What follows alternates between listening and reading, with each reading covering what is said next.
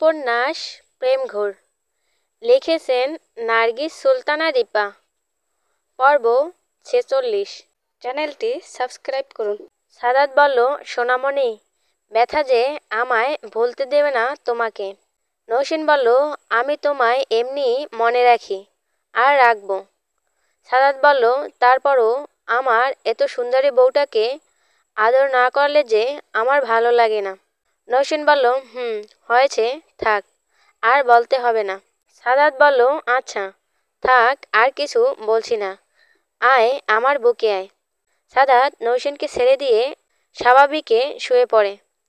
সাদাতের ডাকে নৌসিনও এক মুহূর্ত দেরি না করে সাদাতের বুকে মাথা রাখে। সাদাত নৌসিনের মাথায় হাত বুলিয়ে দিচ্ছে। সাদাত বলল, বেশি ব্যথা লাগছে? নৌসিন বলল, না। সাদাত বলল, তাহলে চলো নামাজটা পরে ঘুমাই। নৌসিন বলল, সত্যি তো আমার খেয়ালই ছিল না যে আমি নামাজ পড়িনি। সাদাত বলল, আচ্ছা, ব্যাপার না, 11টা 4, এখনও পড়া যাবে, চলো দুজনে একসাথে পড়ি। নৌসিন বলল, শিওর। দুজনে উঠে একসাথে উজু করে এশার নামাজটা আদায় করে নিল। এরপর সাদাত শুয়ে পড়ে আর নৌসিন আয়নার সামনে বসে কি যেন দেখছে। সাদাত বলল, এই রাতের বেলা এখন আয়নার সামনে কি করো তুমি? সাদাত বলল, বললাম না আয়নার সামনে কি। নৌসিন বলল, সাদাত, আমার মুখে ব্রণ উঠবে মেবি, কেমন একটা ফুসকো ফুসকো দেখা যাচ্ছে। সাদাত বলল, ব্যাপার না, হলে হোক। নৌসিন বলল, মানে পচা দেখা যাবে তো? সাদাত বলল, আরে লাগুক না, তোমার তো বিয়ে হয়ে গেছে, এখন পচা সুন্দর এগুলো যায় আসে না, আমি তো দেখব। নৌসিন বলল, কি? পচা দেখে গেলে তুমি আর কাছে আসবে না, বুঝলা? যদিও আমি সুন্দর না, তারপরও তোমার মতো ছেলে আমার হাজবেন্ড, আর এরপর যদি ব্রণ ওঠে, মুখটা নষ্ট হয়, তাহলে তো। সাদাত এতক্ষণে উঠে নৌসিনের পাশে গিয়ে বসে। থাপ্পড় চিনো? নৌসিন বলল, মানে আমি এবার কি করলাম?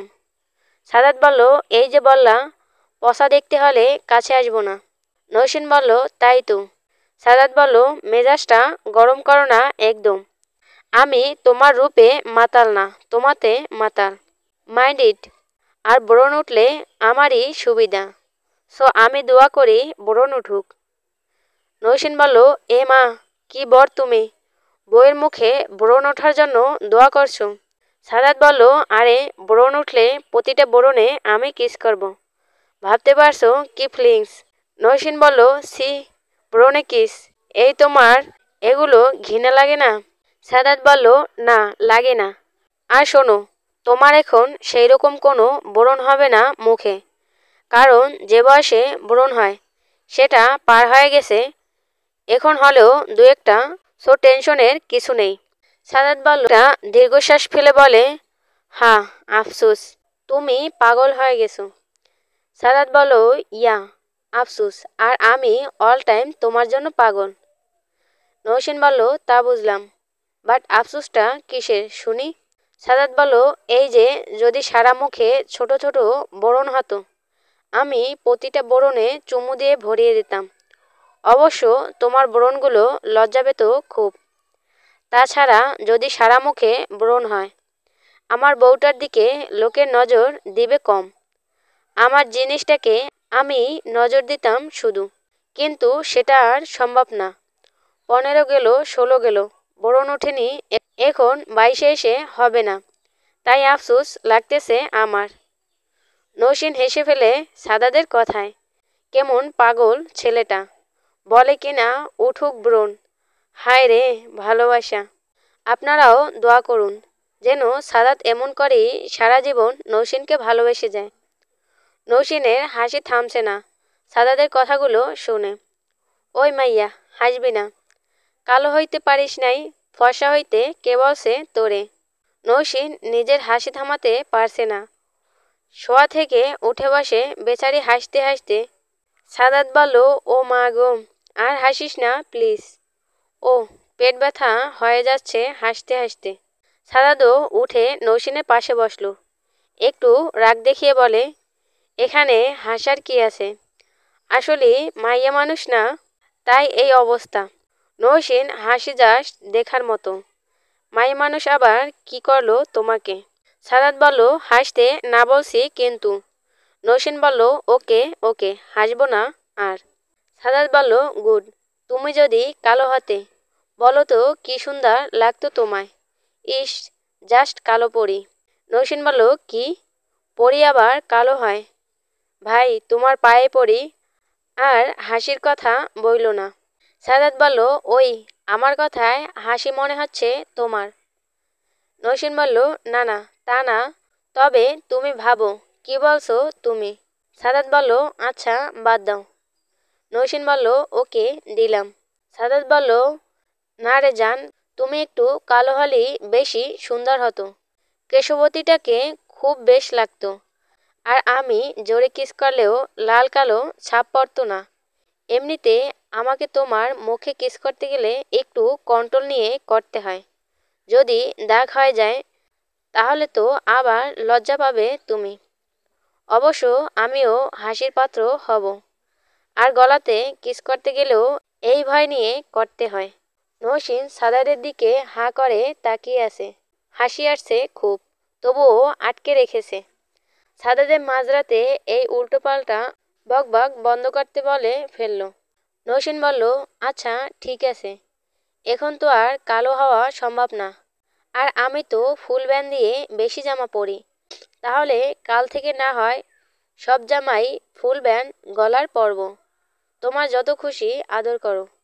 তাহলে দাগ পড়লেও কেউ দেখবে না। হয়েছে এবার। সাদাত বলল এই সত্যি? নৌসিন বলল সাদাত, এবার কিন্তু খামসি খাবে তুমি। কি শুরু করছো এত রাতে? এতই কালো মেয়ের শখ তো আমাকে বিয়ে করলে কেন? কালো মেয়ের কি অভাব ছিল? সাদাত বলল কালোই খুঁজতেছিলাম, মাঝখানে তুমি এসে মঞ্চুরি করলে। চুন্নি একটা। নৌসিন বলল কি তুমি বাচ্চাদের মতো কিসের চুন্নি চুন্নি শুরু করছো? আজব। সাদাত বলল বেশ করেছি, চুন্নি কোথাকার। নৌসিন বলল আমি চুন্নি, তাহলে তুমি চোর। সাদাত বলল হপ। নৌসিন বলল কি খারাপ রে। সাদাত বলল এই শোনো না। নৌসিন বলল কি বলো? এই বললাম ঘুম পাইছে, জোর করে টেনে আনলা, এখন কি শুরু করছো? সাদাত বলল ওকে বলবো না। নৌসিন বলল আজব তো। বলো শুনছি তো। সাদাত বলল না, তুমি বিরক্ত হচ্ছ। নৌসিন বলল না, আমি বিরক্ত কেন হব, তুমি বলো। সাদাত বলল ওকে। নৌসিন বলল বলো। বলছি যে শুধু ফুল ব্যান্ড গলাই ইউজ করবে কেন? মুখে একটু কালো মেকআপ করো, আমি দেখতাম আর কি।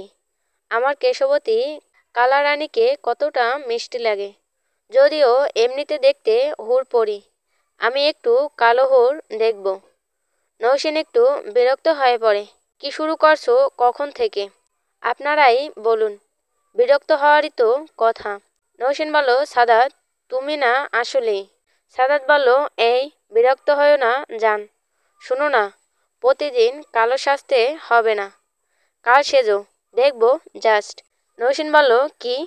মানুষ মেকআপ করে সুন্দর হওয়ার জন্য, আর আমি কালো সাজবো?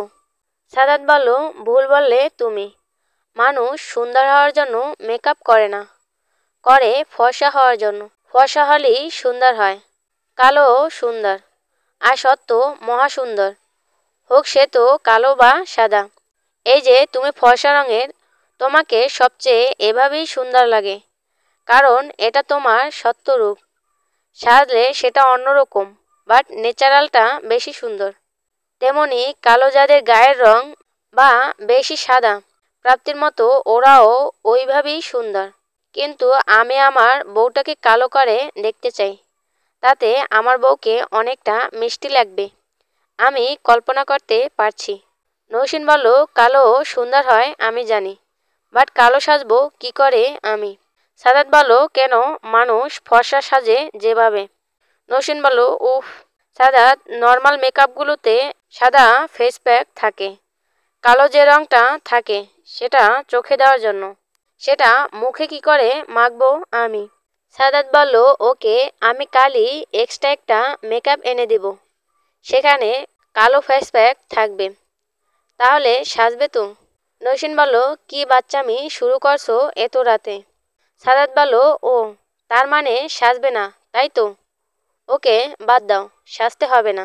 নৌসিন বলল, আরে রাগ করার কি হলো? আমি কখন না করলাম সাজবো না? সাদাত বলল, সাজতে হবে না। নৌসিন বলল, আমি সাজবো। সাদাত বলল, না, বললাম না না। নৌসিন সাদাতের দিকে ফিরে বুকে আস্তে করে দুটো কিল দিয়ে বলে, আমি বললাম না আমি সাজবো। সাদাত বলল, কি বেয়াদব বউ। নৌসিন বলল, আমি বেয়াদব এটা বলতে পারলে তুমি? সাদাত বলল, ইয়েস লেডি। হাজব্যান্ডের গায়ে হাত দিলে তাকে বেয়াদবি বলা হয়। নৌসিন বলল, আচ্ছা তাই না? তাহলে আমি বেয়াদবি থাকবো সারা জীবন। আবারও সাদাতকে ঘুষি দিতে থাকে। সাদাত বলল, আরে থামো, বুকটা কি সরকারি নাকি? মাথা রাখবে শুবে, আবার যখন খুশি মারবে। নৌসিন বলল, আমার হাজব্যান্ডের বুকে আমি যা খুশি করব, আমার ইচ্ছা। দরকার পড়লে সারাদিন ঘুষি দেব। সাদাত নৌসিনের হাত দুটো ধরে কাছে এনে বলে, আচ্ছা তাহলে তো আমিও আমার বউয়ের বুকে যা খুশি করতে পারি। নৌসিন এক ঝটকায় সাদাতের থেকে হাত ছাড়িয়ে একটু দূরে গিয়ে বসে। সাদাত বলল, উহ, আমি এমনই ব্যথা পাই। আর তোমার যা লোহার মতো হাত, এক ঘুষি দিলে আমার হার্টবিট বন্ধ হয়ে যাবে। আর আমি তো ডিরেক্ট আমার দাদুর কাছে চলে যাব। সাদাত নৌসিনের গায়ে হেলান দিয়ে বসে। নৌসিন বলল, জান, আমি ঘুষি দেব না তো, আমি তো। সাদাত বলল, চুপ, খারাপ, লজ্জা নাই একদম তোমার, কি সব করো। নৌসিন বলল, তুমি ছি। সাদাত বলল, তাই কি সব করি আমি? নৌসিন বলল, যাও তো বেশি বেশি। সাদাত বলল, এই প্লিজ লজ্জা পেও না তাহলে আবার কিন্তু। নৌসিন বলল, ইস, আবার কিন্তু হবে না কিছু, ঘুমাও তো। সাদাত বলল, জান, রিয়েলি বলছি, উই আর সো সফট। আর তোমার সে জায়গা তো বাদই দিলাম। তোমার যৌবনে জলে পড়ে মরছে এই যুবকটা। নৌসিন বুড়ুকোসকে বলে, সে জায়গা মানে? সাদাত বলল, সব বলতে হয় নাকি? নৌসিন বলল, বলো শুনি। সাদাত বলল, মহারানী, আমার বাচ্চারা যা খাবে। কথাটি বলি সাদাত হেসে দেয়। নৌসিন সাদাতের হাতে জোরে একটা খামচি দিয়ে বলে, কি খারাপ বেশরম একটা। সাদাত বলল, ঠিক তাই। নৌসিন বলল, সি, সরো তো। নৌসিন উঠে যেতে নিলে সাদাত ওকে টান দিয়ে বুকে নিয়ে সাথে সাথে শুয়ে পড়ে। নৌসিনের মাথা বুকে চেপে ধরে গান শুরু করে, যৌবন জ্বালা বাড়াইও না সখী, বাইদা রাখতে পারবো না। নৌসিন বলল, কি সাদাত, কি সব খারাপ গান এগুলো? সাদাত বলল, আরে আমি আমার বউকে বলছি। আমার বউয়ে সব সৌন্দর্যে প্রশংসা করার অধিকার আছে আমার। নৌসিন বলল, ছাই আছে। সাদাত বলল, আছেই তো। আমার ছোঁয়াতে যেমন তোমার সব কিছু আগুন ধরে যায়, আবার আমার কারণেই সব আগুন পুড়ে ছাই হয়ে যায়। নৌসিন বলল, উফ, কার পাল্লায় পড়লাম আমি? পাগল না অন্য কিছু? কখন থেকে কি বকবক করছো? এখনই তো উল্টোপাল্টা পেশাল তোমার। না জানি বুড়ো হলে কি হাল করো আমার কানের। সাদাত বলল, আরে টেনশন নিও না, বুড়ো আর হব না আমি, দাদার মতো 35ই পরপারে। কথাটা শেষ করতে দিল না নৌসিন। সাথে সাথে সাদাতের মুখে হাত চেপে ধরে। নৌসিনের চোখ দুটো ছলছল করছে, মনে হয় পলক পড়লেই নোনা জল গড়িয়ে পড়বে। নৌসিন বলল, চুপ, অনেকক্ষণ ধরে সহ্য করছি, তাই বলে সব কথা সহ্য করব না কিন্তু। সাদাত নৌসিনের হাতটা মুখ থেকে সরিয়ে দিয়ে নৌসিনকে ভালোভাবে আঁকড়ে নিয়ে বলছে, শোনো গল্পটা। দাদা মারা গেছে 35-এ। আমারও মনে হয় আমি সে সময়ই। নৌসিন এমনভাবে কান্না শুরু করে দিল, সাদাত আর ওই অলক্ষী মার্কা কথা বলতে পারল না। নৌসিন সাদাতের বুকে শুয়ে থেকে ওকে এমনভাবে আঁকড়ে ধরেছে, মনে হয় ছেড়ে দিলেই পালাবে, এমন একটা ভাব। নৌসিন বলল, Sadat please, I can tolerate this. Sadat আসলেই একটু মজা নেওয়ার জন্য বলছিল এসব কথা, কিন্তু ভালোবাসার মানুষগুলো যে সব মজা সহ্য হলেও এগুলো সহ্য হয় না। সাদাত নৌসিনের কান্না থামাতে ব্যস্ত হয়ে পড়ে। সাদাত বলল, আমি মজা করছিলাম জান। দেখি মুখ তোলো দেখি। এই পাগলি, আমি কি সত্যি মারা গেছি নাকি যে এভাবে কান্না করতেছো?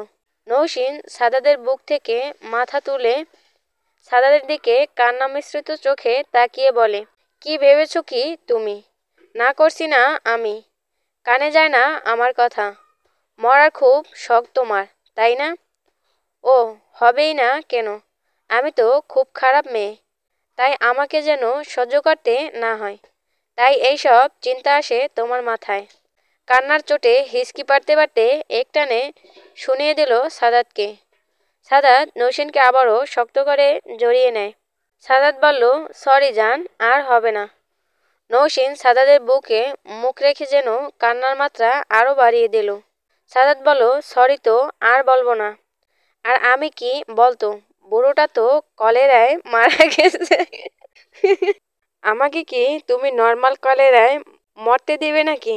তাছাড়া বাবার বয়স এখনো 70-এর কাছাকাছি। বাবা এখনো দিব্যি ঘুরে বেড়ায়। আমি মনে হয় 80-তে তোমাকে নিয়ে ঘুরে বেড়াবো। নৌসিন বলল, মজা তাই না? খুব মজা তোমার। কাঁদাতে ভালো লাগে তো আমায়। সাদাত বলল, একদম না জান। তাছাড়া আমি মরলে আমার জানটাকে আদর করবে কে?